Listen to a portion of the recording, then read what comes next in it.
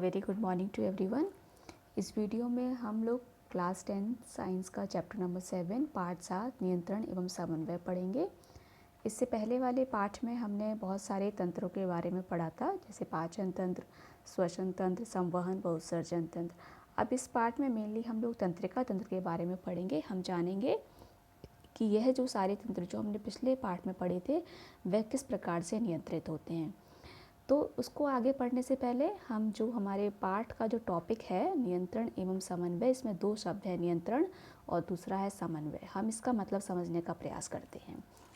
जैसे नियंत्रण हो गया कंट्रोल। अब कंट्रोल को आप किस प्रकार से समझ सकते हैं, जैसे इसको आप इस प्रकार से समझिए, मैं इस समय पढ़ा रही हूँ तो मेरी आँख जो है वो कैमरे की तरफ देख रही है और मेरे मुंह के द्वारा कुछ शब्द भी निकल रहे हैं, मैं कुछ बोल पा रही हूँ, आप लोग को समझा रही हूँ तो कुछ शब्द निकल रहे हैं। और मेरे कान वो भी कार्य कर रहे हैं, वो जो भी आवाज़ आ रही है आसपास वो उसको सुन भी रहे हैं। और इस समय मेरे हैंड्स के द्वारा, मेरे हाथों के द्वारा कुछ मूवमेंट भी हो रहा है। तो ये सब किसी न किसी प्रकार से नियंत्रित हो रहा है। इसको नियंत्रित कौन कर रहा है? ब्रेन करता है, हमारा मस्तिष्क कर रहा है। अब ये जो सारे ऑर्गन्स हैं, जो सारे मेरे हाथ हैं, आँख, कान, जो भी मेरे ऑर्गन हैं, वे क्या कर रहे हैं? एक दूसरे से तालमेल के साथ कार्य कर रहे हैं, तालमेल बैठा के कार्य कर रहे हैं। मतलब मैं बोल भी रही हूँ, जब मैं बोल रही हूँ उस टाइम मैं देख भी पा रही हूँ, और देख पा रही हूँ उस टाइम मेरे आसपास जो आवाज़ है वो मुझे सुनाई भी पड़ रही है, और मेरे हैंड्स के द्वारा मूवमेंट भी हो रही है। सब कार्य मैं एक साथ कर रही हूँ। तो ये तालमेल हो गया। ये तालमेल को हम बोलते हैं समन्वय, कोऑर्डिनेशन हो गया। तो ये हो गया नियंत्रण और समन्वय, कंट्रोल एंड कोऑर्डिनेशन। अब हम लोग जानते हैं कि सजीव जो होते हैं वो क्या करते हैं। जो भी सजीव हैं वो क्या करते हैं? अपने पर्यावरण में हो रहे परिवर्तन के अनुरूप अनुक्रिया करते हैं। जितने भी सजीव हैं, जो भी जीवित व्यक्ति हैं, प्राणी हैं, वो क्या करते हैं?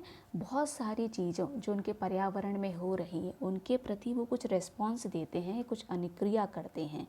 अब जिन चीज़ों के प्रति वो अनुक्रिया करते हैं उन्हें उद्दीपन कहते हैं। पर्यावरण में हो रहे ये परिवर्तन जिसके अनुरूप सजीव अनुक्रिया करते हैं, उद्दीपन कहलाता है।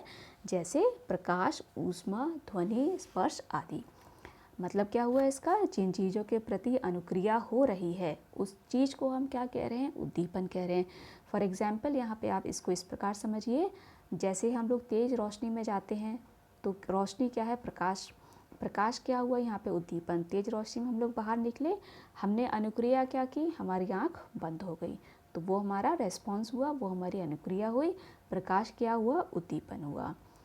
अब जितने भी सजीव हैं, पौधे और जंतु, वो अलग अलग प्रकार से उद्दीपन के प्रति अनुक्रिया करते हैं। जो पौधे और जंतु होते हैं उनके पास अलग अलग मैकेनिज़्म होते हैं जिससे कि वे अनुक्रिया कर सकें।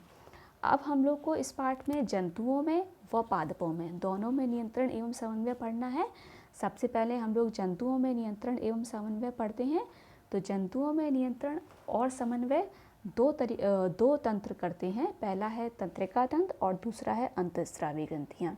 अंतःस्रावी ग्रंथियाँ आप लोग पाठ के आखिर में पढ़ेंगे।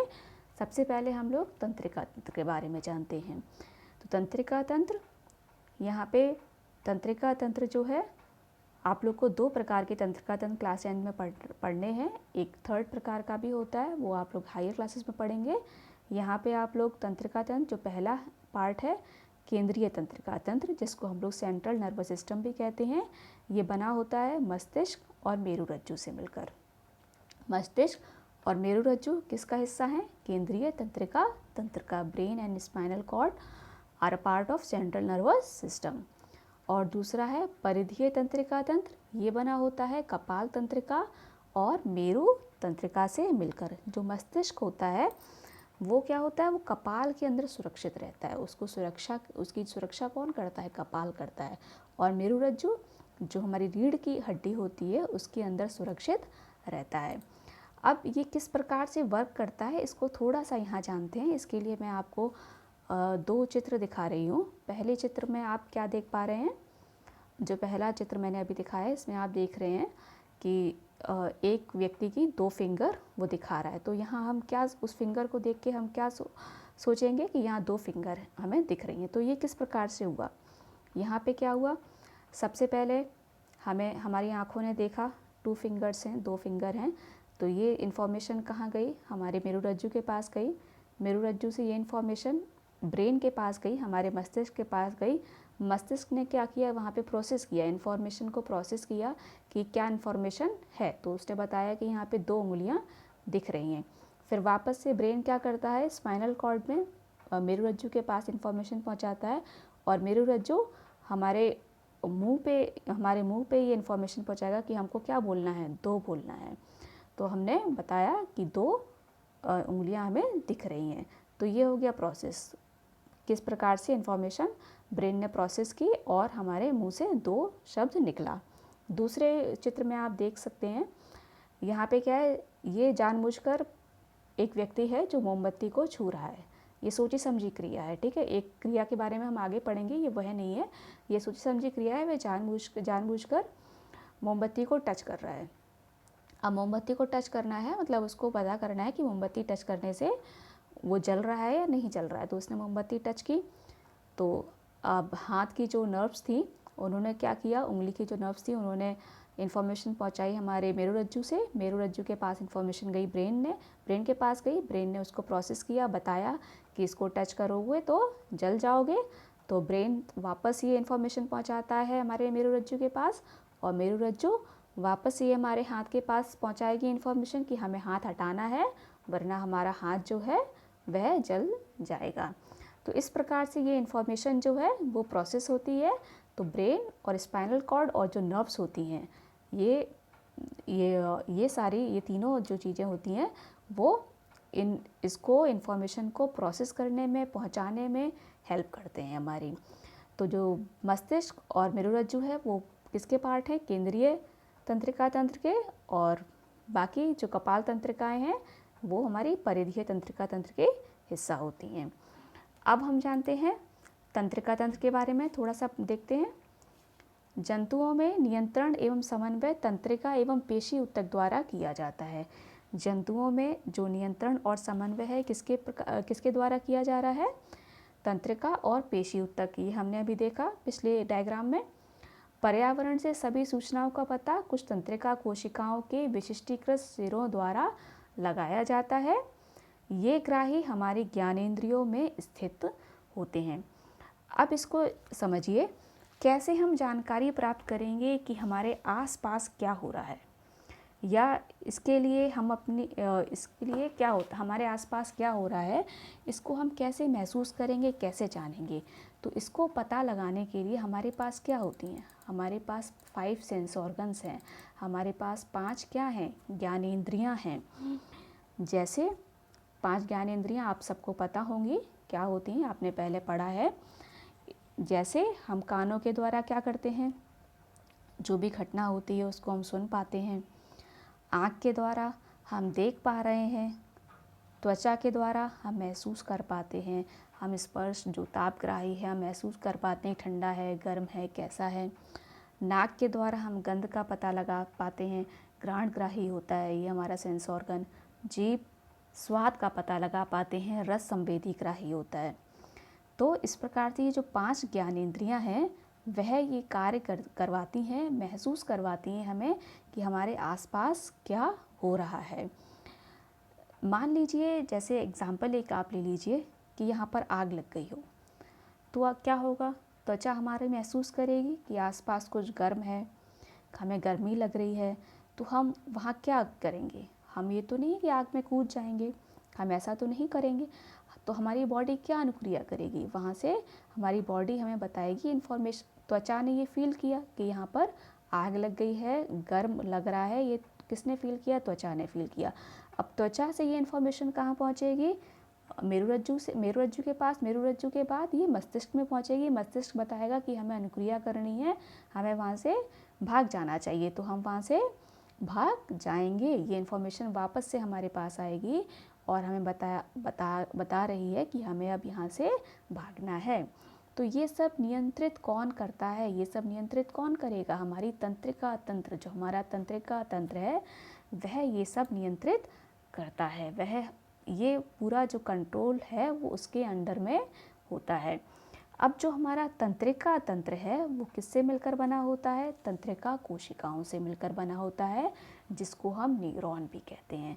हमारा तंत्रिका तंत्र बहुत सारी तंत्रिका कोशिकाओं से मिलकर बना होता है और तंत्रिका कोशिका को हम न्यूरॉन भी कहते हैं। अब इसको आप, अगर इसकी परिभाषा आती है तंत्रिका कोशिका क्या है, तो आप इसको इस प्रकार से लिख सकते हैं, यह तंत्रिका तंत्र की संरचनात्मक एवं क्रियात्मक इकाई है। मतलब तंत्रिका तंत्र की जो छोटी इकाई जो क्रिया करती है वो क्या है? तंत्रिका कोशिका या न्यूरॉन। और संरचनात्मक, क्योंकि यह तंत्रिका तंत्र जो है वो तंत्रिका कोशिका से मिलकर बना होता है, वो बहुत सारे न्यूरॉन से मिलकर बना होता है। यहाँ आप चित्र देख सकते हैं, तंत्रिका कोशिका का चित्र दिया हुआ है। ध्रुमिका, इसके 3 भाग हैं। ध्रुमिका, पहला भाग है ध्रुमिका, दूसरा भाग है कोशिकाकाय और तीसरा भाग है तंत्रिकाक्ष। ध्रुमिका आप यहाँ देख सकते हैं, ये जो किनारे से थ्रेड जैसे निकले हुए हैं, कांटे जैसे निकले हुए हैं, इसको हम ध्रुमिका कह सकते हैं। कोशिकाकाय जो अंदर का भाग है, कोशिकाकाय, इसमें एक केंद्रक भी है, इसको कोशिकाकाय कहा गया है। और तंत्रिकाक्ष, जो ये बड़ा सा तंत्रिकाक्ष वाला भाग है, इसको, जो ये लंबा सा भाग है, इसको तंत्रिकाक्ष या एक्सॉन कहते हैं। ध्रुमिका को हम लोग डेंड्राइट्स भी कहते हैं। और लास्ट में आता है ये तंत्रिका का अंतिम सिरा, ये आ गया तंत्रिका का अंतिम सिरा। तो इसके तंत्रिका कोशिका के 3 भाग हैं, ध्रुमिका, कोशिकाकाय, तंत्रिकाक्ष। तंत्रिकाक्ष को हम एक्सॉन भी कहते हैं और ध्रुमिका को हम डेंड्राइट्स भी कहते हैं। अब हम जानते हैं इन तीनों के कार्य क्या होते हैं। इन तीनों के कार्य क्या होते हैं इसको देखते हैं। तो सबसे पहले हम लोग देखते हैं ध्रुमिका। ध्रुमिका जैसा कि मैंने बताया था आपको, सब ऊपर दिख रहा है ध्रुमिका। ये क्या करता है? कोशिका काय से निकलने वाले धागे जैसी संरचनाएं, ये कोशिका काय से निकलने वाली धागे जैसी संरचनाएं हैं, ये क्या करती हैं? सूचना प्राप्त करती हैं। इन्होंने क्या किया? सूचना को प्राप्त किया। सबसे पहले सूचना कहाँ आई? ध्रुमिका के पास आई। अब कोशिका काय क्या करती है? प्राप्त की गई सूचना विद्युत आवेग के रूप में चलती है। कोशिका काय से ध्रुमिका ने जो सूचना प्राप्त की, वह सूचना कोशिका काय में आएगी और कोशिका काय से ये विद्युत आवेग की तरह का रूप ले लेती है। उस रूप में ये आगे प्रोसेस आगे ट्रांसफ़र होती है। अब तंत्रिकाक्ष क्या करता है? एक्सॉन का क्या कार्य है? यह सूचना के विद्युत आवेग को कोशिका काय से दूसरी न्यूरॉन की ध्रुमिका तक पहुंचाता है। ये क्या करेगा? कोशिका काय से सूचना लेगा और उसको दूसरे न्यूरॉन, ये न्यूरॉन्स क्या होते हैं? तंत्रिका कोशिका आपस में इंटरकनेक्टेड होती हैं, बहुत सारी तंत्रिका कोशिकाएं हैं। तो इस एक ने इन्फॉर्मेशन ली, वह दूसरी तंत्रिका कोशिका के पास पहुंचाता है, फिर वह तीसरी तंत्रिका कोशिका के पास पहुंचाता है। इस तरह ये प्रोसेस चलता रहता है। तो एक के पास तंत्रिकाक्ष में सूचना आ गई, वो तंत्रिका के अंतिम सिरे से कहाँ जाएगी? दूसरी तंत्रिका कोशिका की ध्रुमिका पर वह सूचना पहुंचाई जाती है। आई होप ये समझ में आ गया होगा तीनों के कार्य। ध्रुमिका क्या करती है? सूचना प्राप्त की उसने, जो सूचना कोशिका से जो सूचना मिली है उसने सूचना प्राप्त की ध्रुमिका ने ये सूचना किसको दी? कोशिका काय को दी। अब कोशिका काय क्या करता है? यहाँ कुछ रसायन के द्वारा विद्युत आवेग के रूप में ये सूचना चलती है। तो कोशिका काय से सूचना कौन लेके जाएगा? तंत्रिकाक्ष ये सूचना लेकर जाएगा। और तंत्रिकाक्ष क्या करता है? यह सूचना को दूसरी तंत्रिका कोशिका के ध्रुमिका तक पहुंचाता है, वह उस पर ये सूचना ट्रांसफ़र कर देगा। अब आगे देखते हैं कि ये इसका पथ क्या है, ये प्रक्रिया होती कैसे है। जैसे पहले क्या है? सूचना तंत्रिका कोशिका के धुमाकृतिक सिरे द्वारा उपार्जित की जाती है। जो ध्रुमिका थी वह कहाँ, जो सूचना थी वह कहाँ पे आ गई? ध्रुमिका के पास आ गई। तो वहाँ पे सूचना क्या हुई? उपार्जित हुई, सूचना बनी। दूसरा क्या होता है? दूसरा स्टेप है रासायनिक क्रिया द्वारा विद्युत आवेग पैदा करती है। वहाँ पे कुछ रसायन का विमोचन होता है जिसके द्वारा क्या हुआ? विद्युत आवेग पैदा होता है। तीसरा स्टेप है यह आवेग ध्रुमिका से कोशिका काय तक जाता है। ठीक है, वही प्रोसेस है। ये विद्युत आवेग कहाँ गया? ध्रुमिका से कोशिका काय तक जाता है और तब तंत्रिकाक्ष में होता हुआ इसके अंतिम सिरे तक पहुँच जाता है। उसके बाद ये कहाँ पहुँचेगा? तंत्रिका के अंतिम सिरे तक। तंत्रिकाक्ष से होता हुआ तंत्रिका के अंतिम सिरे तक पहुँच जाता है। फिर एक्सॉन के अंत में विद्युत आवेग कुछ रसायनों का विमोचन कराता है। जो एक्सॉन है, जो तंत्रिकाक्ष है, उसके अंत में क्या होता है, विद्युत आवेग क्या करेगा, वहाँ पे कुछ रसायन छोड़ देगा, उसका विमोचन कराता है, कुछ रसायन वहाँ पे निकालता है। ये रसायन क्या करेंगे, ये रसायन रिक्त स्थान या सिनेप्स, जो रिक्त स्थान या सिनेप्स से यहाँ पे क्या मतलब है, एक तंत्रिका कोशिका और दूसरी तंत्रिका कोशिका के बीच में कुछ खाली स्थान होता है, उसको हम रिक्त स्थान और सिनेप्स कहते हैं। इसी स्थान पर कुछ रसायन का विमोचन होता है। ये वही स्थान है जहाँ पे कुछ रसायन निकाले जाते हैं, बनाए जाते हैं। तो ये रसायन रिक्त स्थान या सिनेप्स को पार करते हैं और अगली तंत्रिका कोशिका की ध्रुविका में इसी तरह आवेग प्रारंभ करते हैं। तो ये क्या हो गया, ये रसायन ने क्या हुआ, वो रिक्त स्थान और सिनेप्स को पार किया और दूसरी तंत्रिका कोशिका की ध्रुविका पर पहुंच गए और फिर से ये प्रोसेस वहीं पर स्टार्ट हो जाता है। इसी तरह का एक अंतर्ग्रथन अंततः ऐसे आवेगों को तंत्रिका कोशिका से अन्य कोशिकाओं जैसे कि पेशी कोशिकाओं या ग्रंथि तक ले जाता है। तो इसी तरह के आवेग, इसी तरह के जो अंतर्ग्रथन है वो क्या करता है, जो अंततः जो सूचना का विमोचन, सूचना जहाँ तक पहुँचनी है, जो आखिरी जो अंग है जहाँ तक सूचना पहुँचनी है, तो उसकी पेशी कोशिका तक या तंत्रिका कोशिका तक सूचना को या ग्रंथि तक उस सूचना को पहुँचाता है, उस ग्रंथि तक सूचना पहुँच गई। अब अंतर्ग्रथन देख लीजिए, अंतर्ग्रथन आता है एग्जाम में कि अंतर्ग्रथन क्या होता है, सिनेप्स क्या होता है। तो इसको आप इस प्रकार से लिखेंगे, यह तंत्रिका के अंतिम सिरे एवं अगली तंत्रिका कोशिका के ध्रुमिका के मध्य का रिक्त स्थान है।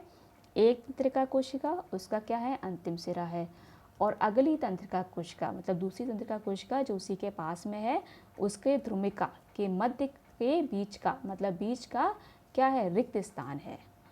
यहाँ विद्युत आवेग को रासायनिक संकेत में बदला जाता है जिससे यह आगे संचरित हो सके। यहाँ पे क्या होता है, जो विद्युत आवेग आ रहा है तंत्रिकाक्ष से, ये यहाँ पे किस में बदल गया, रासायनिक संकेतों में बदल गया और यहाँ से ये दूसरी तंत्रिका कोशिका तक पहुँचता है। दोबारा से विद्युत आवेग के रूप में ये दूसरी तंत्रिका कोशिका तक पहुँच जाता है। यहाँ चित्र में आप देख सकते हैं तंत्रिका पेशी संधि है, तंत्रिका सूचना लेकर आ रही है और वो किसको मिली, पेशी कोशिका को मिल रही है। वो सूचना कहाँ जा रही है, पेशी कोशिका में जा रही है। तो ये हो गया आपका तंत्रिका कोशिका के बारे में। तंत्रिका कोशिका बहुत इंपॉर्टेंट है एग्जाम पॉइंट ऑफ व्यू से, यह ज़रूर पूछा जाता है तंत्रिका कोशिका का चित्र एवं इसके पार्ट और उनका कार्य क्या है, तो इसको आप लोग याद रखिएगा। अब दूसरा हम लोग देखते हैं, कुछ क्रियाओं के बारे में पढ़ते हैं, जैसे ऐच्छिक क्रिया व अनैच्छिक क्रिया। अब ऐच्छिक क्रिया और अनैच्छिक क्रिया क्या होती है इसको देखते हैं। ऐच्छिक क्रियाएं क्या होती हैं, वे सभी क्रियाएं जिन पर हमारा नियंत्रण होता है, वे सभी क्रियाएं, जैसे मैं इस समय बोल रही हूँ, ठीक है, मुझे खाना खाना है, भूख लग रही है, मुझे खाना खाना है, मैं लिख रही हूँ, इस पर मेरा नियंत्रण है, मेरा मन नहीं किया तो मैं नहीं लिखूँगी, ठीक है। तो ये सारी क्रियाएं क्या हो गई, ऐच्छिक क्रियाएं हो गई। ये क्रियाएं अग्र मस्तिष्क के द्वारा नियंत्रित होती हैं। ये आप लोग अभी थोड़ा नेक्स्ट वीडियो में जानेंगे। मस्तिष्क के पार्ट जो होते हैं अग्र मस्तिष्क, ये ऐच्छिक क्रियाएं उसके द्वारा नियंत्रित होती हैं। तो ऐच्छिक क्या हो गई, वह क्रियाएं जो हमारी इच्छा अनुसार हो रही हैं, जो हमें इच्छा है हम उन क्रियाओं को कर रहे हैं, वे क्रियाएं क्या हो गई, ऐच्छिक क्रियाएं हो गई। अनैच्छिक क्रिया वे सभी क्रियाएं जो स्वतः होती रहती हैं, जिन पर हमारा कोई नियंत्रण नहीं होता है। वे सारी क्रियाएं जो अपने आप हो रही हैं, जो स्वतः हो रही हैं, जिन पर हमारा कोई भी नियंत्रण नहीं है। अगर हम उन्हें बंद करना चाहें या हम चाहें कि वो थोड़े समय के लिए रुक जाएं, तो हम ऐसा नहीं कर सकते हैं। ये किसके द्वारा नियंत्रित होती है, ये मध्य मस्तिष्क व पश्चिम मस्तिष्क के द्वारा नियंत्रित होती हैं। अब इसके उदाहरण क्या होते हैं, हृदय का धड़कना, सांस लेना, भोजन का पचना आदि। क्या हम ऐसा कर सकते हैं कि हम चाहें हमारा हृदय भी नहीं धड़के, थोड़ी देर के लिए धड़कना बंद हो जाए, ऐसा हम उसको नहीं रोक सकते। सांस लेना हम उसको भी नहीं नियंत्रित कर सकते, ना ही भोजन का पचना हमने भोजन खा लिया, भोजन खाना हमारे ऊपर निर्भर करता है कि हमें भूख लगी, हमने भोजन खा लिया, लेकिन उसका पचना हमारे मुंह के अंदर पहुंच गया। अब हम उसको नियंत्रित नहीं कर सकते कि यहाँ पे वसा का पाचन ना हो, यहाँ पे प्रोटीन का पाचन ना हो, ये हमारे नियंत्रण में नहीं है, इसको हम नहीं बदल सकते। ये क्रिया क्या है, अपने आप हो रही है, हम नहीं भी चाह रहे हैं तो भी ये क्रिया स्वतः होती रहती है, इस पर हमारा कोई बस नहीं है, कोई नियंत्रण नहीं है। तो ये हो गई दो प्रकार की क्रियाएं, ऐच्छिक क्रियाएं और अनैच्छिक क्रियाएं। ऐच्छिक क्रियाएं वह जिन पर हमारा नियंत्रण होता है, जिनको हम चाहें, हम अगर हमारा मन है तो हम अपनी मर्जी से जो कार्य कर रहे हैं। अनैच्छिक क्रियाएं वे क्रियाएं जिन पर हमारा कोई नियंत्रण नहीं है, वह स्वतः अपने आप होती रहती हैं। अब एक तीसरी क्रिया होती है जिसके बारे में हम अब पढ़ेंगे। उससे पहले आप लोग कुछ उदाहरण देखिए और उसको महसूस करिए कि ऐसा क्या होता है, ऐसा मतलब कब होता है, और जब होता है तब आप लोग क्या करते हैं। जैसे पहले एग्जाम्पल में दिखाया गया है, पहले चित्र में दिखाया गया है, गर्म तवे पर अचानक हाथ छू जाए। दूसरे में है सुई उंगली में चुभ जाए, सुई अचानक से क्या हुई, उंगली में चुभ गई। और तीसरा है अचानक से हम कहीं खेल रहे हैं और हमारे सामने क्या है, सांप आ जाए। चौथा है स्वादिष्ट भोजन देखने पर, अचानक से मम्मी ने बहुत बढ़िया सा कोई हमारा मनपसंद खाना बनाया है और हमने उसे महसूस किया है कि कुछ बन रहा है, तो क्या होता है, हमारे शरीर में क्या परिवर्तन होते हैं। तो ये 4 एग्जाम्पल हैं, इनको आप लोग समझिए कि क्या होगा जब ये सब चीज़ें हमारे सामने हों, ऐसा हमारे साथ हो। तो अब इसको क्या होगा ये हम आगे पढ़ते हैं। पहले हम देखते हैं प्रतिवर्ती क्रिया के बारे में। प्रतिवर्ती क्रिया क्या होती है, किसी उद्दीपन के प्रति मस्तिष्क के हस्तक्षेप के बिना अचानक अनुक्रिया प्रतिवर्ती क्रिया कहलाती है। वे क्रियाएं जो अचानक होती हैं, अचानक से होती हैं, जिन्हें हम सोच समझ कर नहीं करते, हम सोच समझ कर नहीं करते, ऐसी क्रियाओं को हम क्या कहते हैं, प्रतिवर्ती क्रिया कहते हैं। वे क्रियाएं जो अचानक हो रही हैं, जिसमें हमारे मस्तिष्क का कोई भी रोल नहीं है, कोई भी हस्तक्षेप नहीं है, और हम अनुक्रिया कर देते हैं, अचानक हम कोई अनुक्रिया करते हैं, तो उसको हम क्या कहते हैं, प्रतिवर्ती क्रिया कहते हैं। इनमें हमें सोचने समझने का वक्त नहीं मिलता, ऐसी क्रियाएं अचानक से ही हो जाती हैं, इनको हम क्या कहेंगे, प्रतिवर्ती क्रिया कहते हैं। ये क्रियाएं स्वतः होने वाली क्रियाएं हैं जो जीव की इच्छा के बिना ही होती हैं। तो ना ही ये ऐच्छिक क्रियाएं हैं और ना ही ये अनैच्छिक क्रिया हैं। ये कैसी हैं, स्वतः होने वाली, अपने आप होने वाली क्रियाएं हैं, अचानक से होने वाली क्रियाएं हैं। ये क्रियाएं मेरुरज्जु के द्वारा नियंत्रित होती हैं। ये क्रियाएं किसके द्वारा नियंत्रित हो रही हैं, मेरुरज्जु के द्वारा नियंत्रित हो रही है। यहाँ पे हमारे मस्तिष्क का कोई भी रोल नहीं है, मस्तिष्क इसमें कोई भी हस्तक्षेप नहीं करता है। अब मैं आपको एक उदाहरण के द्वारा इसको समझाती हूँ। जैसे मानिए कि कोई आपको हाथ में छड़ी मार रहा है, आप देख रहे हैं कोई आपको हाथ में लकड़ी, डंडा या छड़ी, कुछ भी आप कह लीजिए, वो आपको मार रहा है। उस समय क्या है, आप अच्छे से देख पा रहे हैं कि आप छड़ी है सामने वाले बंदे के पास में, वो आपको मार रहा है। तो उस समय आप यह अनुभव क्या होगा, उस समय यह अनुभव हमारे मेरुरज्जु के पास जाएगा। मेरुरज्जु के बाद यह अनुभव कहाँ जाएगा, मस्तिष्क के पास जाएगा। मस्तिष्क क्या करेगा, इस इन्फॉर्मेशन को प्रोसेस करेगा और उसे लगेगा कि यहाँ चोट लग रही है, तो क्या करता है मस्तिष्क, ये इन्फॉर्मेशन वापस मेरुरज्जु के पास पहुँचाएगा। मेरुरज्जु क्या करेगा, हाथ को ये इन्फॉर्मेशन भेजेगा कि हमें अपना हाथ हटाना है, नहीं तो हमें चोट लग जाएगी। तो ये क्या हुई, ऐच्छिक क्रिया हुई, सोची समझी क्रिया हो गई। मतलब हम देख पा रहे हैं कि हमें हाथ में लकड़ी, छड़ी पड़ने वाली है, तो हमें अपना हाथ पीछे हटाना है। ये इन्फॉर्मेशन हमें किसने भेजी, हमारे ब्रेन ने भेजी, हमारे मस्तिष्क ने भेजी। अब इसके विपरीत क्या होता है, प्रतिवर्ती क्रिया में क्या होगा, इसके उदाहरण देखिए।